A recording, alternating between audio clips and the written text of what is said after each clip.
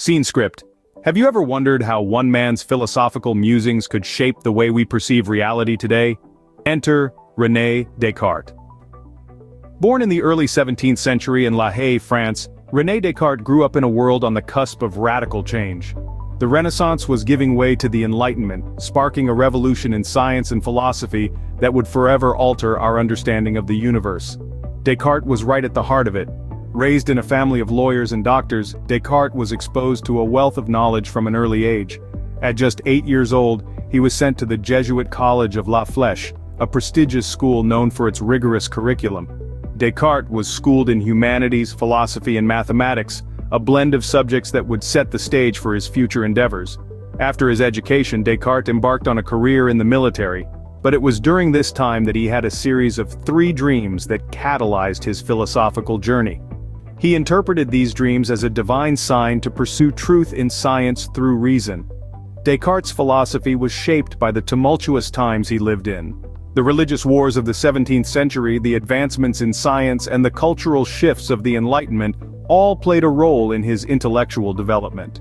He responded to the uncertainty of his era with a methodical doubt, questioning everything to establish a foundation of certain knowledge. But Descartes wasn't just a philosopher.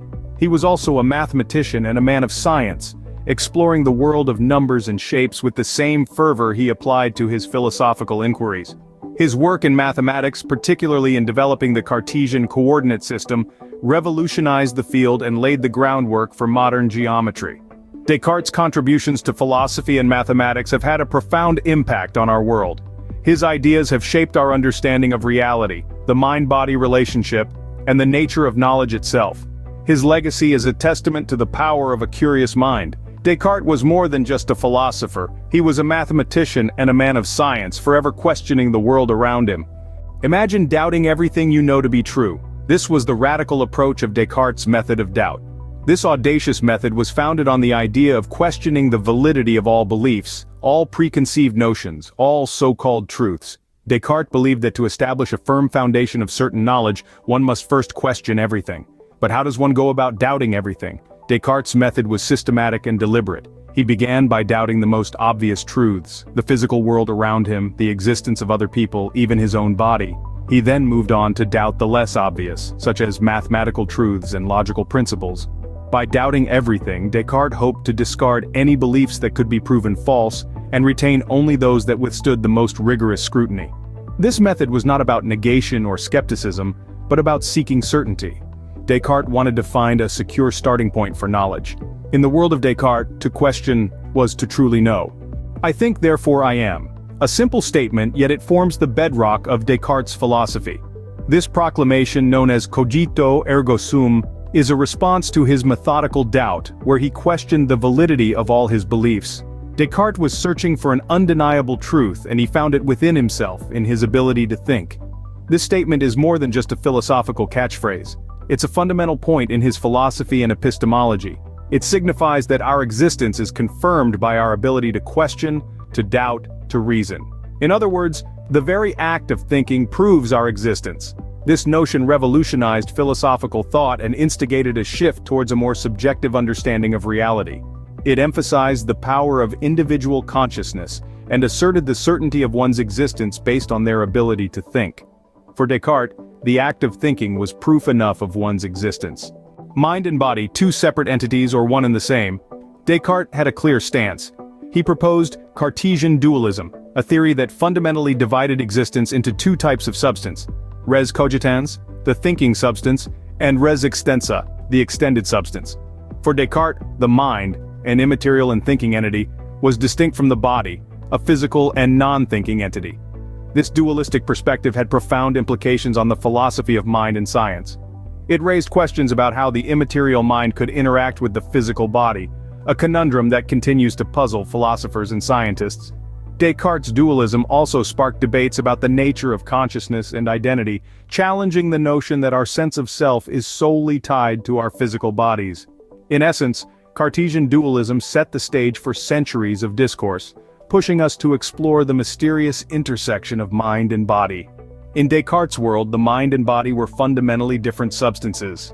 Descartes' influence extended beyond philosophy into the realm of mathematics.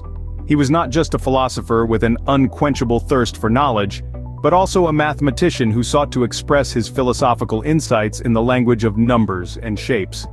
Descartes' most significant contribution to mathematics was the development of analytic geometry. It's a branch of mathematics that uses algebraic techniques to solve geometrical problems. This was a revolutionary idea in the 17th century, a time when algebra and geometry were considered separate branches of mathematics. Descartes changed this by introducing a new way of thinking. He proposed that every point in space can be precisely described using two coordinates. This idea led to the creation of the Cartesian coordinate system, named in his honor. The Cartesian coordinate system is a mathematical tool that allows us to accurately represent geometric shapes and solve equations. It's a grid-like system with two perpendicular lines, known as axes.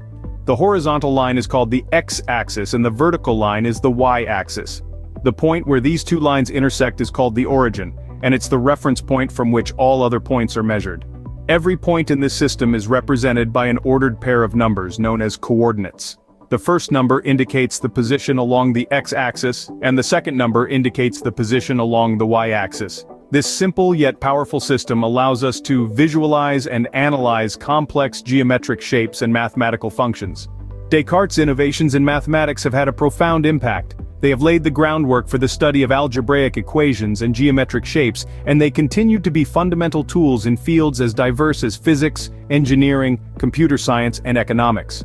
Descartes once said, "I think, therefore I am."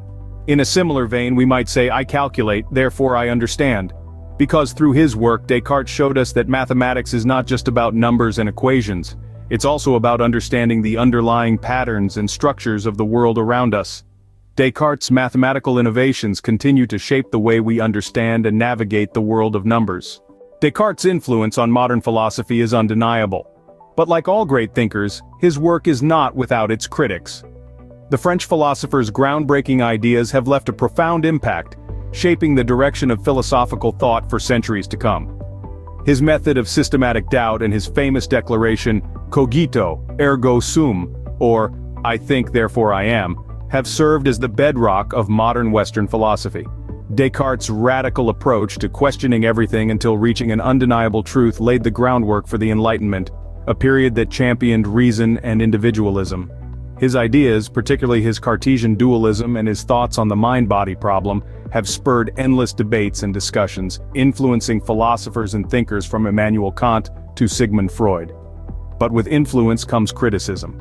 Descartes' critics argued that his method of doubt can lead to a form of philosophical skepticism. Some say his dualistic view of mind and body is fundamentally flawed, suggesting that it's impossible to separate the two so distinctly. Others question the validity of his cogito, arguing that it presupposes the existence of the self, which Descartes aimed to prove in the first place. Even in mathematics, while Descartes' invention of the Cartesian coordinate system revolutionized the field, some critics point out that his ideas may oversimplify the complex relationship between geometry and algebra. Alternative perspectives on Descartes' work also abound. Some philosophers propose panpsychism, the idea that mind is a universal feature of all things, as a counter to his dualistic view. Others suggest that knowledge is not just a product of individual thought, but a social and cultural construct, challenging the very core of Descartes' philosophy. Yet, despite these criticisms, Descartes' influence remains. His ideas continue to provoke thought, stimulate debate, and shape philosophical discourse. His legacy is a testament to the enduring power of his revolutionary thinking. Whether beloved or criticized, René Descartes' philosophical and mathematical contributions continue to challenge and inspire us, encouraging us to question, think, and indeed to be.